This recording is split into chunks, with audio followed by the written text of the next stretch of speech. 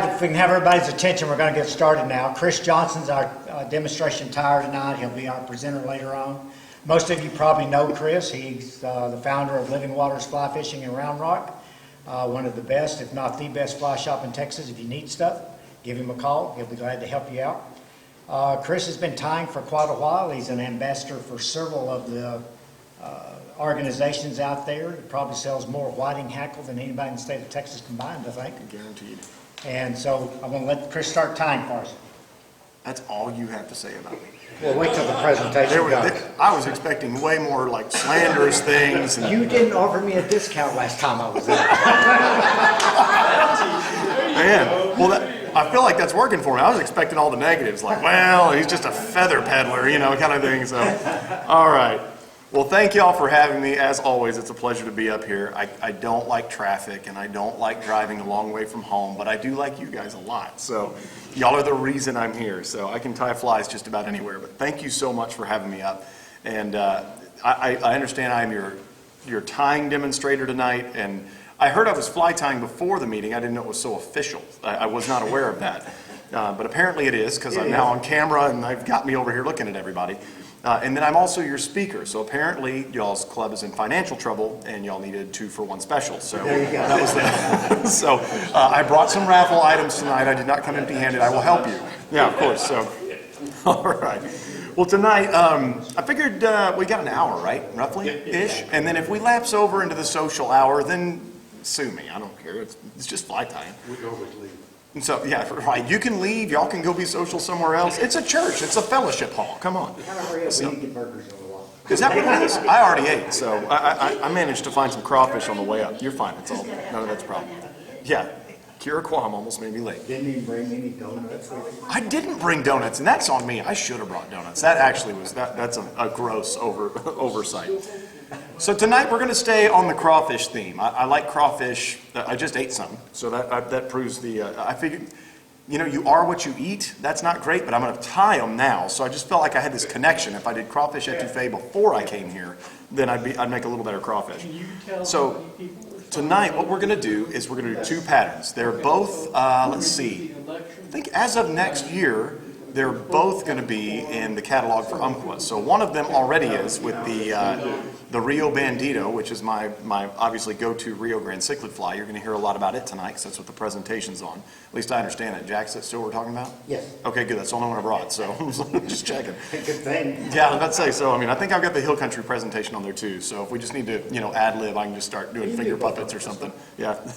Matt Bennett used to have a bunch of like Arctic fox pelts, and he'd give a really moving puppet show at the fly shop, so, you know, it was, and who was it? Barry, was it you that were showing the muskrats, or was it Dutch at the TRW? Yeah, Barry had the muskrats. I found a few of those, and they're great. My kids love them. They run all around the fly I shop. just got an order with them in today. I tell you what, man, Glacier. there is something to be said for a good muskrat pelt, so. You ought to see the fox I just got in.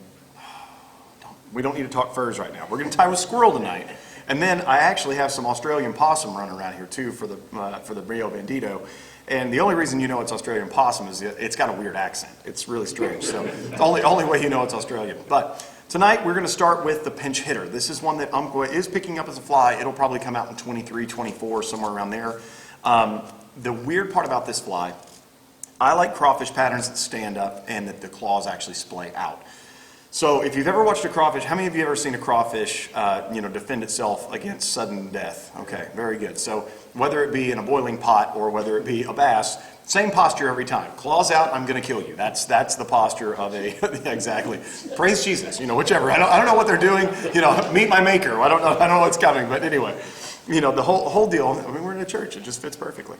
So the whole thing about this is when you have crawfish patterns, most of them now that are in production utilize foam to accomplish that, where they take some sort of claw material, i.e. zonker strips, feathers, something like that, put a little bit of foam and they glue it to it, and then that stands the fly up, and then you have this really cool defensive posture crayfish. That's all well and good, but have y'all ever tried gluing foam to zonker strips? That's not fun. There are better usage, there's better ways to use your time than gluing foam to zonker strips.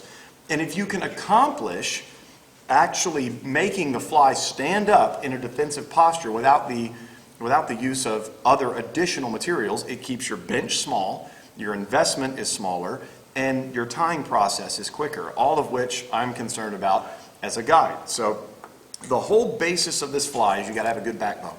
And many of you probably are not familiar with this hook, and it's kind of new to me too. This is one put out by Umpqua. It's their X Series hooks. The XS435 it's got the whole nickel finish and everything like that they do on it. But if you'll notice in the vise, it's a bend back hook. And I think you can see that. It's really got a distinct shape. I think y'all can see that pretty good on the screen there. Very distinct shape, and it's something that, it's a great bend back clouser hook for the coast. It's phenomenal. However, I wanted it to actually take this crawfish, and the way that it sits, it'll take the eyes, push the eyes down into the dirt, stay in the back end of the fly up, and it splits the claws out thanks to a little secret ingredient that I'm about to show you. So first off, I'm just going to get this out of the bag. How many of y'all have not seen me tie a fly on video or otherwise? Okay, we got a couple. Let this, Kira Kwam, I know you're lying. Stop that. I expect truth. All right, so here's the thing. I tie backwards. And so I'm just going to get that out right now. So when I start this thread and it wraps back towards me like this, all of y'all are like, what's wrong with him? And we still haven't figured that out. We don't know what's wrong with me, but we do know that I tie backwards. So there is that. So I'm going to make a little thread bump right there. And you'll have to pardon, the table's not perfectly even. That or my vise is somewhat not. Let me cram a hook package underneath my vise base. It's a little better, but not perfect. All right. So right here, we're actually going to take the lead eyes here. I'm using a painted dumbbell. I think you can see it on the screen. Painted dumbbell in a size small. This is a size 4 hook, if I remember correctly. Size 4. I do this in a size 4 and a size 6. I would do it larger and smaller if the hook came larger and smaller in a way that was proportional. The hook does come in a size 2, but it literally is like lobster size once you jump to that. They didn't stay with like the series of like, oh, there's a 6, there's a 4, holy moly, that's a 2. It's not proportional at all. So if you were gonna go to the 2, the only reason I don't tie it in a 2, I'd love to do that, but you're gonna have to punch this squirrel pelt through, you're gonna have to punch the hook through the squirrel pelt. The diameter of the wire gets too big and it rips the skin on the squirrel. Which I'm not really a big fan of. So we're going to take a small dumbbell eye, we're going to simply add it on here. You can tie this in however you want to tie this in. Everybody's got their tricks. I don't claim to be the best at it. I've tied flies since I was 11, and I didn't have anybody teach me. I didn't have a club to really grow up in that had, Dutches and Berries and all these other wonderful people that teach fly tying. Are we out of? No, we just blanked and then came back when I walked up. Now you did it. Oh Yeah, my gosh. yeah. The feed's cut. Yeah, It's yeah. all. You're good. Okay, we're back. We're back. All right, so basically just add those eyes on there. Always remember your frapping wraps, the ones that go around the base of the eye. Pull that fairly tight. I'm tying with a burnt orange thread. This is, does anybody know how to properly say Lagarton? Lagarton? Okay.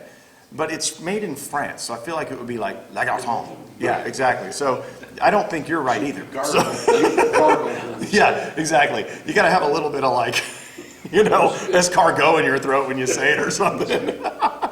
Anyway, so this is I think it's a 95 denier. Yeah, so 95 denier thread. You can do this with any sort of burnt orange thread. It's not that big of a deal. Once you get that on there, work your way back to the rear of the hook. And you're going to get it about where the hook kind of makes that little hump right there, just above the hook barb. If you want a really good start point, the barb really marks that nicely. This is the secret. And I've used this on so many of my bass flies. And this material right here is what makes the world go round for me in bass flies. It's called Perfect Rubber. Perfect Rubber is made by Hedron Flashaboo. And if you are not familiar with the material, you need to get familiar with this material. If you want to catch more bass in your life, you need this. Like, I'm not kidding. This is not a want. There's a lot of things in fly tying that are wants. For the bass fly tyer, this right here is a must. It is a need. The reason why, and I only know about this because of my tournament bass fishing background. I said that out loud. I used to have a glitter rocket. I did have a Ranger bass boat. I did fish tournaments at one time. And I will tell you right now that we as fly fishermen and women are quite pious in our viewpoints about how well we bass fish and how, it's such snobbery. We have to throw a popper or throw some sort of zonker or whatnot. And if we see the guy pitching a jig at the dock, we're like, psh, gear chucker. You kind of have that little bit of an attitude about it. That sport, tournament bass fishing, spends more on that species of fish in research and bait design and marketing and everything else than the whole of the fly fishing industry. So I mean, like, let's just use this as an example. Umpqua Feather Merchants, one of the largest fly distributors in the world. Anybody want to take a stab at the percentage of their flies that revolve around trout? Anybody? 60%, 20%. That revolve around trout. Like, I would have said 80%. it's 90+% of their flies are trout flies in distribution and quantity. So 10% is made up of saltwater, which is, northeastern striper, permit, bonefish, redfish, speckled trout, tarpon, Amazon for peacock bass, a little bit of carp stuff, and then the rest is bass. Bass probably makes up less than 5%. Well, I know it does. It's less than 5% of Umpqua's sales. In the tournament bass world, bass, that's 100% of their life. And so we are still very much the underdog when it comes to bass, their habits. I mean, how many of you have ever actually pattern fished before? Like worked a seasonal pattern for bass? The only reason we know about that is the tournament world. And so when you are looking at fly design, when you're looking at, bait design in the commercial bass world as well, on the conventional side, pay attention. The reason it's there is because it works. And I'm not saying that, we can still match hatches and be uber realistic and everything else you want to be, but pay attention to the conventional bass side. They hung the moon, not us, when it comes to bass. And so that's why I know about this stuff. This stuff is a skirt material for jigs and spinnerbaits that actually floats, which is interesting because most rubber legs, how many of you ever tied with a silly leg before? Anybody? Yeah, they break like crazy and they sink. If you've ever watched to see what your fly does on the bottom of the lake or river while it is sitting at rest, it is doing absolutely nothing. It is sitting there looking dead. Bass don't eat dead things. They want to eat something that's struggling, wounded, anything like that. That's what they're wanting to do. And so here, and if it's alive in a defensive posture, i.e. a crawfish that's trying to get away, they're all about that. And so this fly, I wanted it to actually prop itself up, but without the advent of foam. So what we're going to do is we are going to take a perfect rubber leg, I cut it in half, and then I fold it in half again. Now, you can tie it in the middle and do all that fancy stuff like everybody else, but I'm kind of lazy, I guess. I don't know. I just simply double that over, tie that in right on the back of the hook, just like so. Kind of pull it straight, make sure it's fairly even. And if you'll look, you want to splay that out. If you came in late, I tie backwards. Sorry. There you go. You splay that out right there. Everybody needs to know. Everybody's sitting there wondering, what's wrong with them? What's wrong with them? I'm like, well, come up here and you tie it. All right. We're going to do that just like that to where the legs poke out, and we're going to actually want to have them close up a little bit towards the end here. But the first step, once we get past the legs there, is we want to actually add a dubbing bump. My single favorite dubbing on the earth is Dave Whitlock's SLF dubbing. I love this stuff. This is the red squirrel thorax, or excuse me, the abdomen, red squirrel abdomen there. I don't know what all the red marks are for. Apparently I was coloring in my spare time instead of actually writing emails. But anyway, here we go. We're going to take a little bit of dubbing. How much dubbing do you need, everybody? Take what you think you need, cut it in half, and cut it in half again. And you still have too much.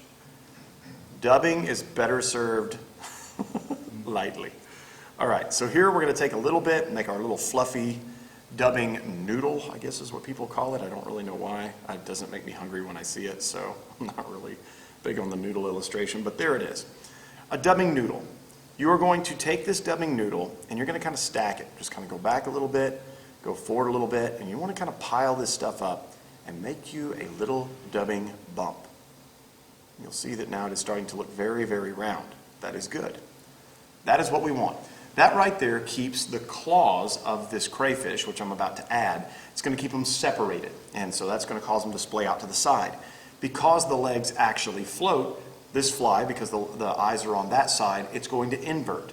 The legs will actually pull the rear of the fly up, causing the claws to splay up, those little antennae go up, and the thing is under constant motion, which I will tell you right now, if you are fishing a crayfish pattern and it does not move, you should reevaluate your life. I'm serious.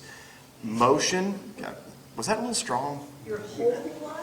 Just the crawfish fly pattern part. That might have been a little harsh.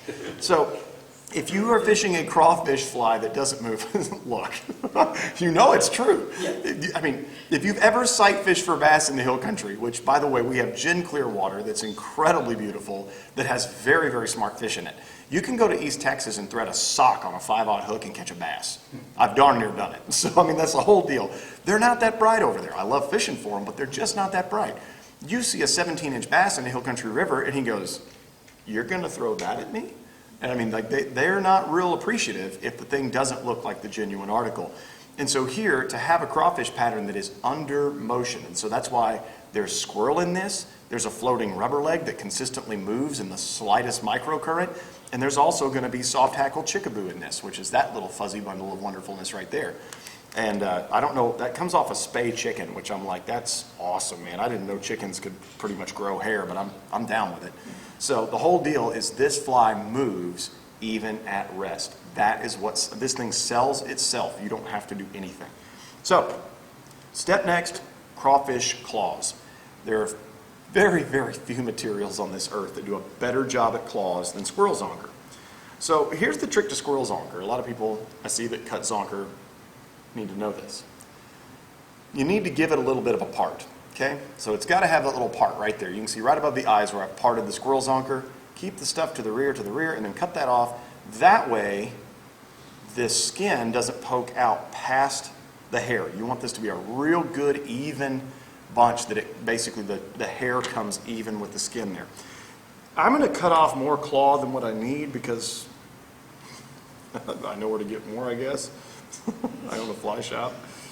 I'm not going to run out of squirrel anytime soon. And if I ever do, I've got several out back that I'd love to take out. They keep raiding my bird feeders at the shop and they're annoying. All right, to tie in Squirrel Zonker, peel off some fur there, leave yourself a little spot, a little bare spot. Make him look like he's got the mange on that one end of the zonker. Take that, come over it with the thread, capture it. Don't grab your hook point there, that really breaks thread really bad. I told you if I mess up, I know how to mess up, so I'll do that real well for y'all. But tie that down nice and firm, as that's going to get yanked on, poked, and prodded over the life of the fly. Do the same thing to the other Squirrel Zonker. Get you a little bit of a bald spot, put it directly on the sides of the hook, making sure that dubbing ball that you made is right there in between it. Capture that, tie it down, just like so. Now you are left with 2 legs in the middle, 2 claws out the side. Are those too long? Absolutely, we'll trim it later. Okay. What kind of squirrel? That is pine squirrel, and I'm partial to something. And y'all are all going to call the store and probably ask me for this, and I'll guarantee you I'm out. But this right here is the jam. I love that color. It's called Golden Chub. That's not super golden, and it looks nothing like a chub. But that right there is the crawfish color for the hill country. You can use light olives and burnt oranges and all that sort of stuff. I'm good with all that. That's great. Those are great colors. They catch a ton of fish. If you yank a crawfish out from underneath a rock on the Llano, it's going to be that color. And it's awesome. They eat it like candy. True story. First time I ever took this fly to the Llano, I was training one of my guides, and I just made a shot out in an open pool, let the fly sink, and he got hung up to my left. And I started razzing him. I'm like, I brought you all the way out here to catch fish, not to get hung up in trees. I'm just giving him the what for. And literally my rod just like almost launches out of my hand. Crawfish pattern was just sitting there on the bottom, just, doing its thing. And I totally lost the fish. So, I mean, the joke was on me. But, like, it ripped the rod out of my hand almost. I was like, oh, my gosh. And I saw the fish, and it was a good, like, 15, 16-inch largemouth. And I was like, he ate that while I was sitting still. I hadn't even moved it. And I was like, that is awesome. And he wasn't even anywhere to be seen. When I threw the cast, there was no bass anywhere. And I'm literally just giving him a hard time as my rod takes off. And I'm like, that's a good fly. If you can hook a fish by doing nothing, I'm all about that. So anyway, we're going to add more dubbing because dubbing just makes the world go round. It's fun stuff. All right, so take what you need, cut it in half again. Here's the little caveat. We're going to try to make him, I'm not like a big stickler on this because you don't see the dubbing anyway. In fact, the fish don't even see the dubbing. This dubbing's more for me and for you than it is for them. But I do think it helps the overall profile of the fly and does give you a little splash of that soft shell crayfish orange. It's hard to pronunciate things when you're dubbing at the same time. I'm also chewing gum, which, walking and doing that's kind of hard for me. All right, so here we go. Take the dubbing. We're going to try to make him a little thicker at this end. Dub all the way up into those claws. See how we don't have a gap there? You want that all the way up into those claws, and then work your way back down. And it's okay if we have to add more. I'm okay with that. I just kind of like that shape right there. That's exactly what I want. And I had just enough, so that's perfect. Where you kind of have that swollen back in there a little bit. Don't add too much because you want this fly to actually have a decent sink rate so that you can fish it deep enough to get in front of your fish. That is really important to me, so I don't like fishing this fly where it's got a really big dub body, just for the reason that I want to make sure it falls fairly quickly. Make sure your legs are out the way, check the other side, and we are good. All right, step next. Remember that leg that we cut in half? We're going to take that other half that we have, so we have the other half of that leg, and cut that other half in half. Takes one leg per fly, so not a bad deal. Take that, tie it right in the middle, and tuck those little legs right up underneath there. So you actually wrap over it, pull forwards, and it tucks those legs back up underneath those lead eyes. So you can see that now they're situated out to the side of the fly. You want these on the bottom side of the hook, not the top side. Come in here like this, repeat the same process. We can trim these up however we want when they're done. I normally try to come over it, make one loop. I'll typically grab both legs, or the two legs, see how I can position them off the hook, pull in, make that wrap, cross over in between again just to make sure it's nice and secure, pull them into position, make a few securing wraps, and we are good. We have legs out the side of the fly on both sides. Final step here is we are going to add some dubbing, and that's the end of the dubbing deal here, and then we're going to get in front of the hook eyes. Now, I'm a stickler for this. I don't know if anybody else is. I don't like thread showing between my clouser eyes. I like to be covered in dubbing or deer hair or something. I've always kind of viewed it as one of the hallmarks of fly tying to cover your tracks. If you tied something with thread, the less thread you see, the better. So here, I'm going to make sure that my legs are positioned. I have this little trick where I kind of grab the legs like that, make that little V. I'm going to make a couple of wraps, and then I'll just kind of get over these eyes here, make sure I cover all that thread. I don't want that. It also helps the eyes, when they hit the water, it lands a little bit softer. There's not that big kerplunk. It actually lands a little bit softer. We still in focus there? The vise moved a little bit. Are we still good? I'm good. Looks all right. Okay. Very good. We'll trim those legs up following the end of the fly here. We only have two more steps, and then it is a done deal. We are going to take do we do one or two? Let's just do one. Soft hackle chickaboo feather from a whiting spay hen, I believe in this case. And we're going to slick that down. Now, here's the kicker. This is the only natural barred marabou in the world. Every other marabou is typically dyed or marked in a barring. This is the natural barred. So this stuff here is amazing. Take it, you want it just ever so slightly longer than your hook bend. Get it right on top of the hook, cross over it with a loose loop, make a few wraps. Make sure you're squared up right on top, and we are good to go. You see that nice little fuzz poking out the top? Get in there real tight. Trim that up nice and pretty. Tie that down so you cover your tracks a little bit. We should be good to go. Looking pretty sharp. This is definitely one of my favorites. I love this thing. All right, grab you another piece of Squirrel Zonker. That's going to go split the difference right between the claws. Same procedure as when we tied in the claws. Leave yourself a little bit of bare spot up here. That way you're not tying fur in at the same time. I like tying just directly to the skin. It builds up less bulk, and it's a lot easier to work with. Little rule of thumb, take that, capture it, make a couple of securing wraps going rearward, and then what I'll do is take some extra fine scissors. A lot of people have a hard time tying this stuff in because it crowds the hook eye. You've got this big old zonker strip. If you will tie in to the rear of what looks like your proper tie-in point, then you can slip that pair of scissors in there up underneath that zonker skin, trim that real nice and tight, and look, I am clear of the hook eye all the way. You see that? I'm not going to crowd that hook at all. So that's the whole point there. If you really want to get nitpicky with it, cut the corners off. and you still got enough skin on there to come in there and get a bite with your thread. That's it. Just like so. And then I like whip finishing there on the rearward side of this. It's just me. Like so. And like so. Throw a couple of those in there. I would highly recommend treating this with some sort of UV cure or a super glue or something of the sort. Here is the final trick on this fly. It's the final step before the trim up and kind of where we make it look all nice and pretty. Take the skin, take your finger, and kind of ram that fingernail underneath the hook. You see that? Where now the hook makes contact with the squirrel.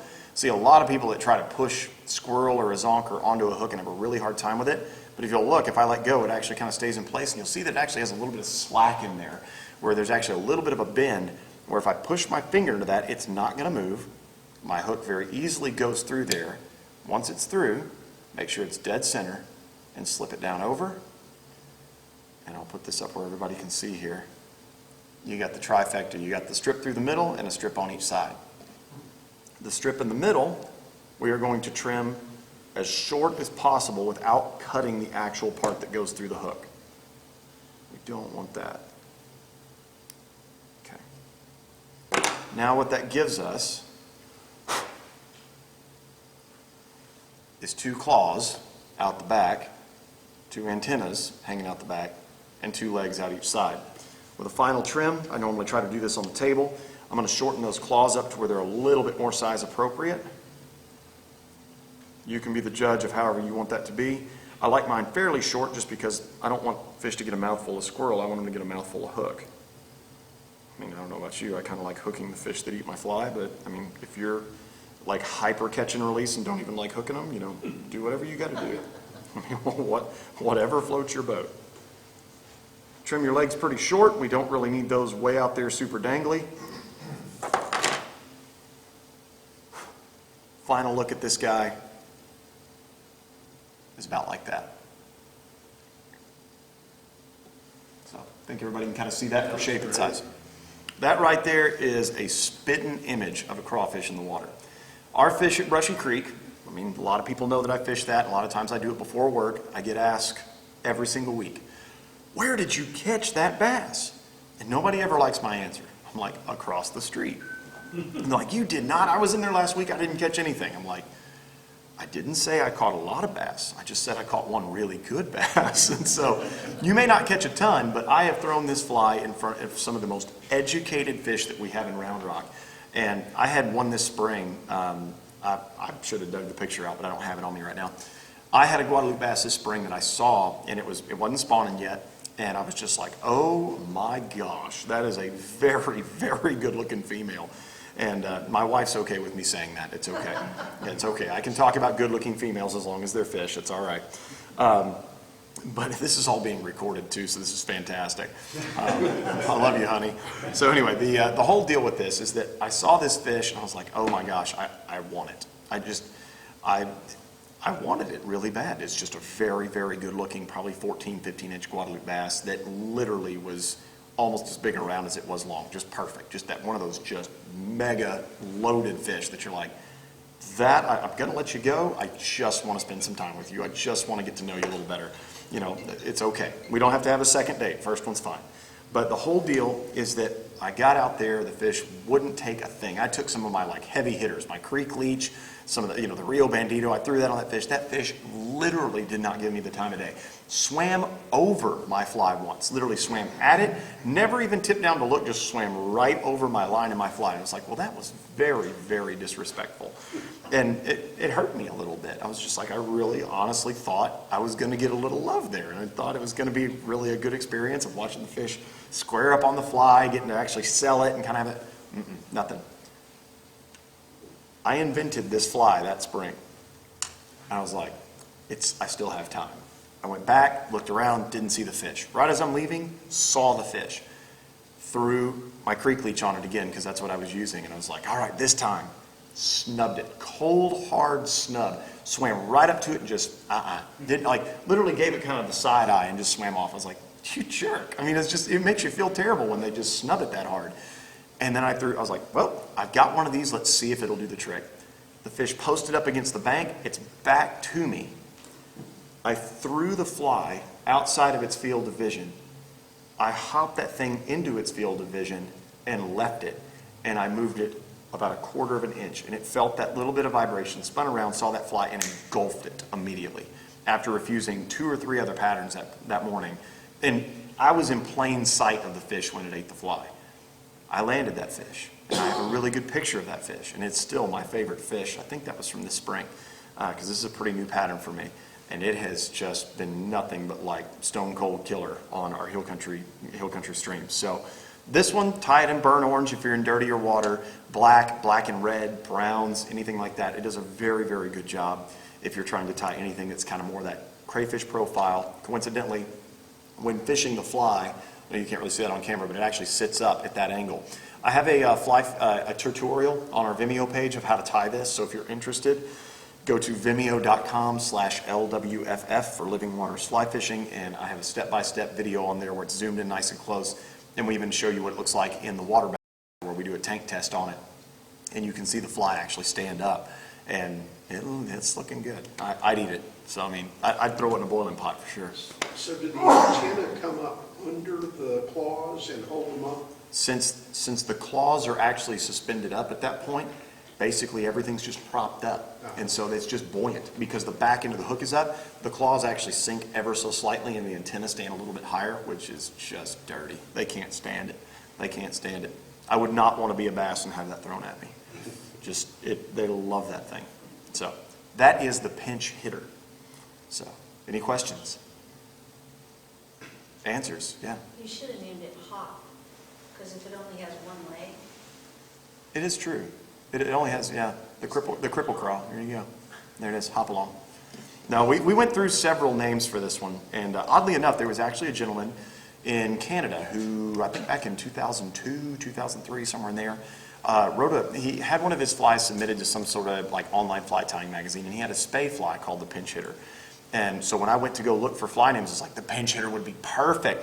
And when I searched it, I was like, oh no, it's been taken. But I corresponded with the guys like, look, you've got the one fly, it's, that you tied under that name. It's been literally over a decade ago. Would you be willing? He goes, absolutely. He said, if you ever want to use that, go right ahead. I was like, thank you so much. I really appreciate it. And he's like, no, God bless, enjoy it. And I was like, it's the best name for that fly. Because, I mean, it literally, if you need it, it's there, you got it, and it'll do the damage. So, any other questions? Yes? If those hooks are hard to find, as long as you had a 2 or 3x long, couldn't you do your own bend back? You could. They're hard to find. The thing I like about them is you don't weaken the hook because they've already kind of done that for you. I think it's forged a lot that way. They put a bend in it, but the thing is those hooks are insanely strong. A lot of times on bend back hooks, I feel like if you start them on the bend, they just keep wanting to bend. I found that a little bit. You could do it in a stainless saltwater hook, but the problem is I can't find one of those that's long enough shank that I actually deem as sharp. I'm just not finding. Eric's has a shrimp hook that actually does a decent job that's similar to this. The bend on this, because it is so sharp, it's that angular bend, gives a really good place for the eyes to nestle up, and I think it's slightly more aggressive than most of its counterparts. And that is one thing I do like about that hook, is the shape itself. I'll bust another one out of here and just put it in the vise so everybody can see it. But the hook itself, I feel like, is what makes that fly. The other thing I like about it is even in a size 4, here's the other thing. Let me clamp it this way so y'all can see the bend here. I love this. Don't do that. Right there. You see kind of right there how it's got that little notch in the back of the bend? You see that? That holds fish so insanely well. If you hook a fish on this fly, the odds of you getting it to you are really good. That is a hook bend that's actually been borrowed from like tournament style fly fishing, where a lot of the Euro flies have what they call a retainer bend, where there's kind of that pocket in the back of the hook throat there, and that's the whole thing. Is when you get the throat of the hook and there's that little pocket, it retains fish really well. Well, of course, with bass, that's very advantageous because they jump a lot. And so since you've got weight on the front of this fly, that's asking to get lost.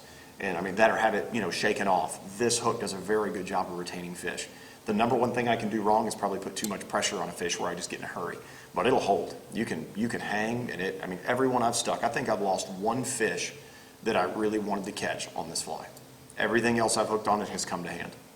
So that's pretty decent by hook standards, especially considering the hook gape or gap here isn't all that much. It really isn't if you look at it. But the thing that's nice is how far, on a bend back hook, I see a lot of them where the hook point is in line with the eye quite a bit. And you are just asking for disaster. If you do a bend back where your hook eye is even with your point, you're not hooking a fish one. And that's one of the reasons I like keeping the top of this fly so slim. If you'll look, even after it's been tied, there's still a lot of room there. I can still get almost my whole finger into there. It just hits right underneath the fingernail, recurves in slightly, and that hook pocket's still exposed. I can't find a better hook to do than that. Now, are they hard to get? Yes. Do I know somebody that has them? Yes. So you're not out of luck, and we do ship. And it's like 1 day to get here. It's not that hard. Or you can just send Dutch as an ambassador, and he can buy the whole rack and then come up here and distribute them out. Whatever he wants to do. We're willing to take commissions to go down and get stuff. I mean, I know exactly how long that drive is. We just made it. So, the good news is when you're done shopping and, wasting your time yakking with me, you can still fish. So that's the nice part. There's Brushy Creek. And get a donut. Well, you get the donuts first, and then you go to Mighty Fine. You and your Mighty Fine, man. I tell you what, it's not a bad burger. I'm not saying it. Just like there's some other places in Round Rock that I'm quite fond of. So, all right. Any questions? Going once, going twice. Anybody want to talk about their feelings? Okay, good. I'm glad everybody said no. Let's go. All right. Let's move on to a simpler pattern for those of you. Your pattern, I was finished taking questions. I'm kidding. Go for it. that pattern is published. Yes, that one's, I do have that one online. It is my pattern. But then Umpqua Feather Merchants actually did pick it up for distribution. It'll probably be out in 2023. They've already published the catalog for 2022. I've got 3 new patterns in there, 3 or 4, I don't remember. And then in 23, I'll have this one and another one that's coming out as well. So, Richard, it's on his Vimeo, so you can watch it online, the video of how to tie. Is that what you were asking? Well, I wondered if Derek could put it in the leader. do what? Do that? Can you put the Vimeo in the newsletter? Oh yeah, y'all can link that. I have no problem with that. I know a guy I can email the link to who can distribute it to the rightful people. Jack, you'll be getting an email shortly upon my return tomorrow morning. All right.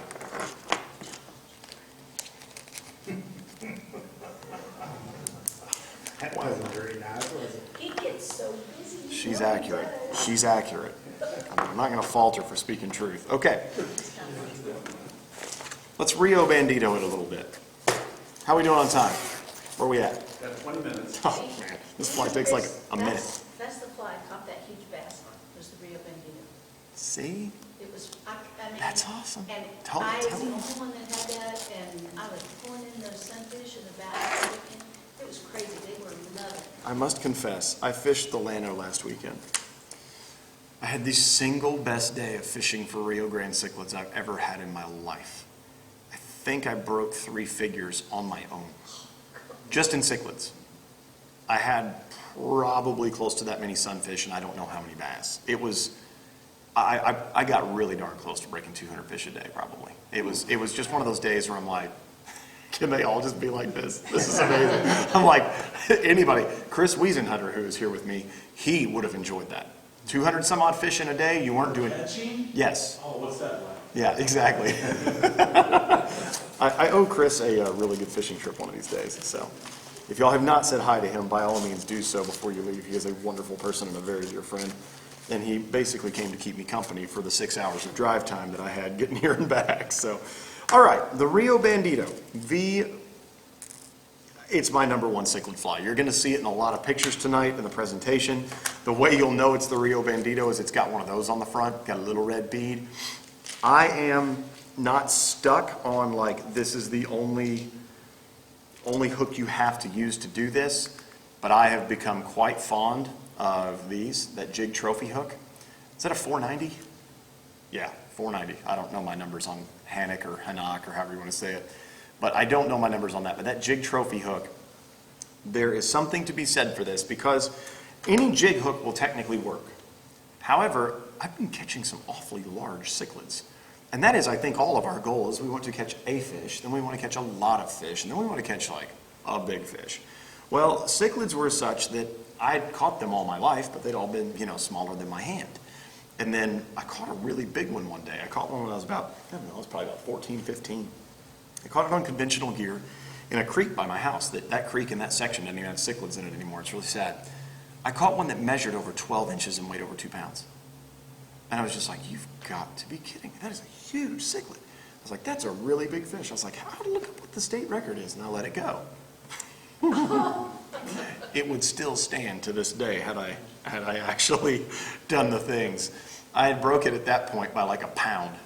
It got broken later, but the current record is 11.1 inches and 2.02 pounds. I have broke that link record close to 10 times, and I still cannot get that weight. So anyway, I'll get there. I'm after it. I'll get there. The thing I don't get is how do you... I've caught fish that are 11.7 inches and only weigh like 1.25 pounds. How do you get that extra pound? I don't get it. I don't get it. You eat lots. What? You eat lots. To be fair, the cichlids that I am catching that are that long are coming out of an environment where they are primarily herbivorous. You don't gain that much weight eating salads.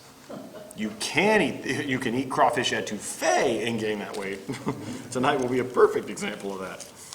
All right, so Hannock, however you want to pronounce it, I'm using a 3.5 millimeter metallic red bead on there. I don't know if the size, the size is on the front, little bitty numbers there. So 3.5 millimeter for a size 14. You can go bigger or smaller as you desire. I have some of these that I tie in a 4 millimeter just to really get them down. I am a big fan of that. I like these things to sink quickly. But simply take that, get him up there. The one thing I will say about the Hannock beads that I do very much like is that they have a slot on the back side of the bead instead of a hole. Since it's a slot, you make just a couple little thread wraps. Backwards helps, but I'm kidding. Make a couple thread wraps right there, and the bead's locked in. You don't have to do all this crazy wrapping that you have to do on some of these other jig beads. Because some of the jig beads, they want to move back and forth a lot, but if you just give a couple of wraps, that thing's locked in because it's a slot on the back side and not a hole. So that's very, very helpful. And it's even, I think they even do a slot on the front end too. It's really kind of neat. They just have this really cool, like the way they drill them out just makes a lot of sense to me. Okay, Rio Bandito. Australian possum. When you pull them out of the package, it says, "Good day, mate," every time. It's amazing. So you always feel good when you tie with them. They're great as a support animal. If you keep them on like this and you just trim from there, they're great. So I love that. What are you using to dye yours? How do I make sure that they're dead? I'm No, kidding. no. What are you using? Rip dye or what? Hairline dubbing. So, no, the sad part, I have the saga of the possum. So here is the issue with Australian possum. You can still find Australian possum literally darn near everywhere. But finding it in burnt or crawfish orange is darn near impossible. Finding it in burnt orange that is soft tanned is becoming like literally, I ought to start like looking for sunken treasure. It's getting that hard. I have these left over from when Hairline was dyeing a lot of the pelts this color, back when we used to carry a lot of them. I sent a box of pelts to some friends of mine who are in the dyeing game and the feather game. They took their shot at dyeing them. The pelts turned out beautiful in color, but they are crispy as Doritos. And so that was the problem, is the fur is great, the color is great, but if they're not soft tan like that, they're just not all that pleasurable to work with. The fur is still good.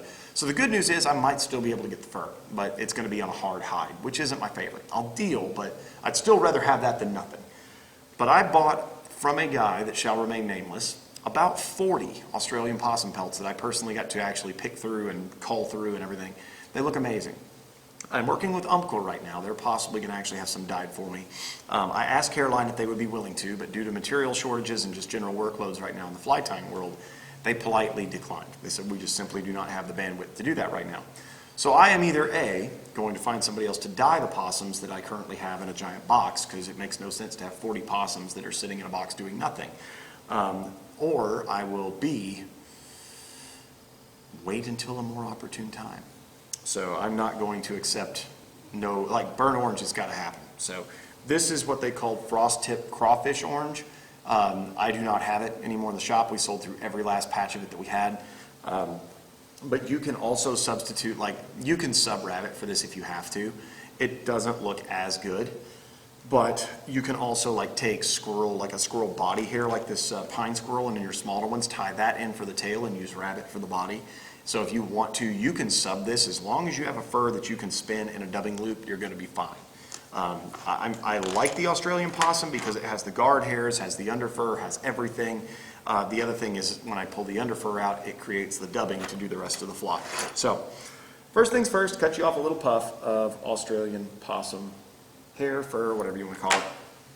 So it's a little bunch here. And if you'll look, first thing I'm going to do is pull all that stuff out. See all that? Look at that stuff. That right there, save that. We're going to need that. Pull it all out. And that's what I love about Australian possum. Just look at how much of that's coming out of there. Look at that. You got like 3 flies worth of dubbing right there. The table's covered in it. I'm covered in it. The fly's about to be covered in it. It's great. I mean, we could still go, but there's no necesito. Okay. We're going to tie in a little tail here, and I don't want it to be super long because, as you'll notice in the presentation that I give here in a minute, we talk about flies with short tails. I don't like flies that have really, really long tails for Rio Grande cichlids. So it's short, compact, and that also causes it to sink very rapidly. Simply tie that in, come in there, trim your stuff off, tail's done. If you'll notice, I did not tie that all the way down to the bend of the hook. Did anybody notice that? Dutch probably noticed that. See where I'm tied in there? Kind of where, if this hook had a barb, it's going to be somewhere in there. Keeps the hook, the tail rather, condensed further to the head of the fly. All right, step next, we got to have some legs. Every good fly needs legs. They don't make perfect rubber legs this small, and the other thing is that's not the goal of this fly. I want this thing to sink because cichlids primarily off the bottom. You may have a way that you like to tie in legs, and I highly recommend you do that however you want. For me, I'm a loop guy. I don't know why. I know it's not efficient. I know you can wrap them around the thread. I know you can do all of that. But I tend to like this because it helps me build up a little bit more body bulk there. And the other thing that I like is it leaves the legs long enough to where I can splay them out from side to side and tie them in uniformly to where they sit in on each side of the fly. If your thread ever starts to split like that, simply cord it back up by spinning the bobbin. And that way it'll make sure that it's right where you want it. That's what we want right there. Okay, tie that all down nice and neat. Don't worry about bulk on this fly because we're going to need it in just a moment. But that's what we're left with. Legs out the side of the fly, little bitty tail. Everybody good? Okay. Now we're going to do something else. If you have Pettyjohn clips, these things are great. I love these. They really make life nice when you're tying these because you can grab from the pelt a little bit at a time and keep it uniform. Where you can trim it away from the pelt, just like so. If you'll notice, the hair stays in the clip. Makes it a little bit easier to deal with. Take the dubbing out, kind of space this how you want it. You'll notice I moved it down in the clip just a little bit. Pettyjohn also makes a very long pair of scissors, which is great. Love these things. I'm going to trim the big fluffy part off to where all I'm left with is that business right there. Here is, I guess, kind of the final step on the fly. It's actually pretty straightforward. I'm using a thread that is probably slightly too light to do this fly. I actually prefer using Vivas on here because it spins a little bit better, but the 95 Lagarden will have to do. We're going to take that dubbing that we pulled out, so that underfur, slide that up into this business right here. So we split the thread with a needle. You can make an off-body dubbing loop if you want to. It just takes more time. But it is a little bit, I'd say, visually easier to do than splitting a thread with a needle. Take your hair, the stuff that actually was pre-trimmed, this business right here, insert that into the dubbing loop, and let go. Now if you look, I have a 2-stage dubbing loop. The back half of it is all dubbing. The front half is that hair there. Spin the bobbin, let it do its trick. Make a nice, neat little dubbing brush. Don't overspin it or you'll break your thread. I'm like right there on that sweet point. If you have a dubbing brush, which I do believe I do in here, you'll notice it is full of possum fur. Get rid of some of the real bulky stuff and just leave kind of the fluffies there. I like that. Okay. Take this, make that first wrap to get it started and keep your legs out to the side. And simply work your way forward. Perfect. That's exactly what we want. And we are going to just use up the rest of this right behind the bead there. Stroking all of it back as we go. Put a few thread wraps right behind the bead, stroking everything rearward. And locate your whip finisher in your pile of tools, stroking everything back. A couple of whip finishes right behind the bead. That's it. Give a trim, take your legs, move your scissors in there, trim them to be ever so slightly longer, if not the same length as your tail. Right there. Now here's the part that really kind of offends a lot of people. Take this, take your dubbing brush, and I roll it. If you have like a gun cleaning brush, this works really well for this too. I like taking this, just kind of this real narrow dubbing brush because it fits in the hook gap, and you can roll it. And it basically brushes the inside of the fly, and then on the bottom side, kind of tease that out a little bit, make sure everything stands up nice and neat. Come in there with your scissors and cut the whole mess off. Make this thing flush on the bottom of the fly. Let's go to my new scissors, those are getting dull. Oh yeah, that's nicer. Yes, please. Don't cut your legs. Do not cut your legs. That's a bad move. What you are left with is this sweet, cute little juvenile crayfish imitation called the Rio Bandito. And that is a very fast fly to tie. You can fill your box with those in no time flat. If I had one solitary fly to have in my fly box to fish the hill country, that is it. That thing, I probably think I created that about 4 to 5 years ago. It has never left my fly box, and I don't think there has been a trip, aside from like large bass trips on like the Brazos and big water like that I have not fished it. Went to the San Marcos the other day, landed a 2.5-pound largemouth on a size 16. I don't know why they eat it, but they eat it. Kiraquam caught one that was as long as your leg, and it probably ate a size 20. I don't know. I'm just kidding. So, no, the whole deal is I just think this fly does such a great job because that little bit of red bead's the attention getter. The rest of it is the realism and sell it point, but the cichlids cannot stay off of it. I literally just used this fly all day last Sunday. All day. And what size do you normally fish it? 12, 14, 16. If I had one size and one size only, it's a 14, man. I mean, everything eats it. Carp eat it. Unfortunately, catfish eat it. I hate catfish. But then cichlids eat it, sunfish eat it, bass eat it, trout eat it. I've caught cutthroat in mountain lakes on this thing. I mean, everything eats it. Brown trout and tailwaters, caught those on it, go to the Guadalupe River and swing it for, bounce it along the bottom and then swing it on the swing through for trout. They eat the fire out of it. Everything eats it. So I love this fly. It's something that I make sure that I have dozens, not just a few. I'm talking dozens on my person at any one given time. So that is the must-have for me in my fly box. Have you tried any other color beads? I've tried different color beads. I've even tried different color bodies. I would say my secondary color that I like, and it's also equally as hard to find, but kind of that gray olive. I love this right here, that gray olive, and doing orange legs and an orange bead. Dirty. Dirty, dirty, dirty. It works when they won't eat this. If the water's too clear and they're just not digging it, you throw a little pop of that bright orange on there, and they can't deal with it. They're not happy about that. It's like when Jack gets a Round Rock donut. He's got to have it. Gotta have it. Got to have it. So, any questions? You never go there, right? No. Chris, have you used a new or relatively new metal CDC thing instead of the? Oh, the Swiss CDC clip? Yeah. I have not. We do sell them because they are, I see the total merit in it. The one thing that it does better than anything else, for one, it allows you to measure quantity. It actually has the measure marks on the tool itself. Right. It is going to be a lot more precise and a lot narrower, especially if you intend to do anything like deer hair work on a spun loop. I think it's better than the Pettyjohn clip for that, but the Pettyjohn clip, I would say, is still a better CDC tool because it comes with the tables, which is what it actually takes. You can push the CDC down into, sandwiches it together. This is a more versatile tool if you intend to work with CDC on more of an exclusive basis. The other one, I would say, plays a little bit nicer with other materials. It would be a fine tool to use with this. In some cases, it might even be better. The one thing that the CDC, the Pettyjohn one has going for it is it's clear. You can see how much material, how long the material is, and it's not blocked by the tool itself. So there is that. The Swiss CDC, because it's got the pointed Yep, nose. you can, really oh yeah, it's finely so know. precise. Yeah, this one definitely is not as precise, but I'm not using it in the same way that you would that Swiss CDC tool. We do carry both, because they're both very important. They have their usage. So, good question. Anybody else? The Viva 6-aught is not, the 16 and the 6 are both twisted. They are not flat. I was just fixing to say, they're made differently. Correct. Than the other 4 sizes. I don't know why. Well, I call them, they're very proprietary about it, but the nice thing about it is you have the strength of the Vivas thread, but you can actually form a dubbing loop in the 16 odd.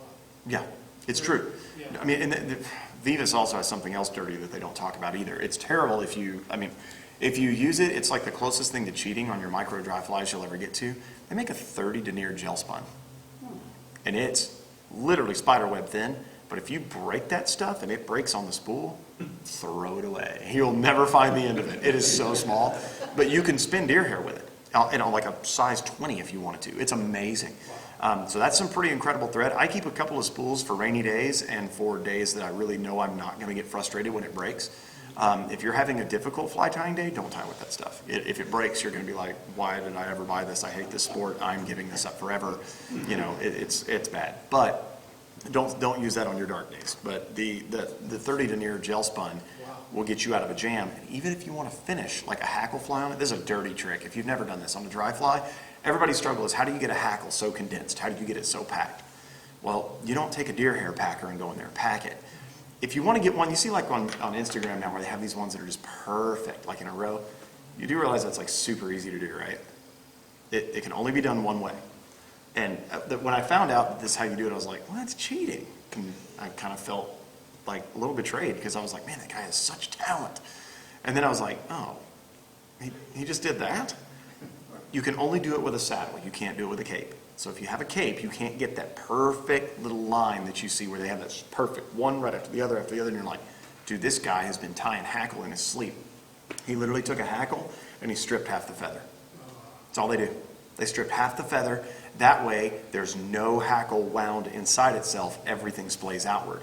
And since there's no hackle to sit on top of, it doesn't roll the rachis forward or the quill forward. So it's one right after the other, after the other, after the other. Go home and try it and you'll be like, and he thinks he's so cool. You know, it's like, no, it's so easy to do. But if you are tying with capes and you don't do that sort of stuff, there's a really sweet cheat, and I'm on camera saying this, so I'm going to give away all my stuff. Really sweet cheat how to make this happen. That is, finish your hackle with like a 50 denier gel spun or even a 30 denier gel spun. Tie it, so if you're wrapping a hackle, make sure that you finish it in the direction you're tying. Okay? So if you were tying, a lot of people counter wrap. Don't do that. Finish it in the direction you're tying. That way any fibers that are caught in it roll with the thread away from you, and notice away from you. When I mime fly tying, I wrap away from me. Isn't that the craziest dang thing? If I'm miming tying up here, I'm doing this, but if I'm actually tying, I'm sitting here wrapping. It's the dangest thing. I don't know. There's something wrong. I had not enough donuts or something. I don't know, but it's weird. I'm just a little off. First time I saw you do it, I thought you were trying to mess with us. I can tie the other way. I honestly could tie this fly the other way, and it probably look a little worse, but not that much worse. It's just weird. I prefer to do it the other way. So I got to ask at a show. They're like, why do you do that? And I'm like, well, you know how when you wrap away from you, all the materials are on your blind side? Well, when I wrap towards me, they're always on my, and they're like, that's brilliant. I was like, but it's not the truth. I'm like, I'm just messed up. So anyway, but anyway, the cheat to the hackle is when you're finished, make a few wraps with your gel spun and make them just pile them up on top of one another, right there between the hackle and the hook eye. You know how it kind of makes that little elbow right there. And then yank down real hard. Those wraps compact, and since they can't push forward because of the hook eye, they compact backwards, and it packs all your hackle rearward. So there you go. It's dirty. Yeah. It's dirty, but it works. And it's really secure, and it never breaks the hackle. Because that's the other thing, is a lot of people that tie with standard thread, they'll break their thread when they're trying to make sure that it's really secure on the end. Your hackle never comes loose. You never cut it because it's cushioned by the wraps, and it doesn't. And it's not much, but it just scooches it back to where everything, and if you have problems with hackle fibers poking out the front, it rids it of that too. It's dirty, but it works. It's a utilitarian way to offend Dutch. Well, Chris, thank you so much. You're welcome. Thank you all. Appreciate it.